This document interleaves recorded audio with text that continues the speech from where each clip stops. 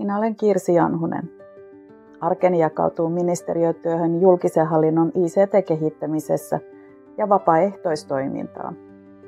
Olen johtanut vapaaehtoistyötä monta vuotta ja näen, miten se lisää yhteisöllisyyttä ja hyvää ihmisten välillä.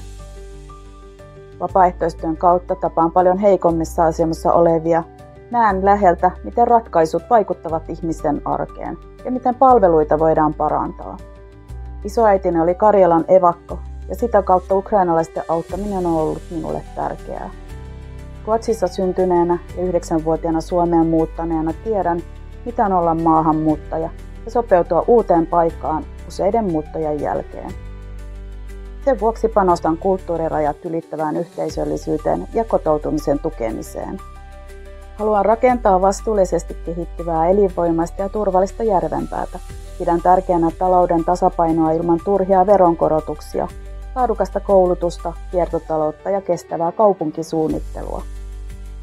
Hyvinvointialueella panostan sujuviin peruspalveluihin, mielenterveyteen, henkilöstön hyvinvointiin ja tietopohjaiseen päätöksentekoon. Edistän avoimuutta, osallisuutta ja yhteistyötä erityisesti vapaaehtoistoimijoiden, järjestöjen ja yrittäjien kanssa. Haluan kaupungin ja alueen, joka palvelee ihmistä, ei byrokratiaa.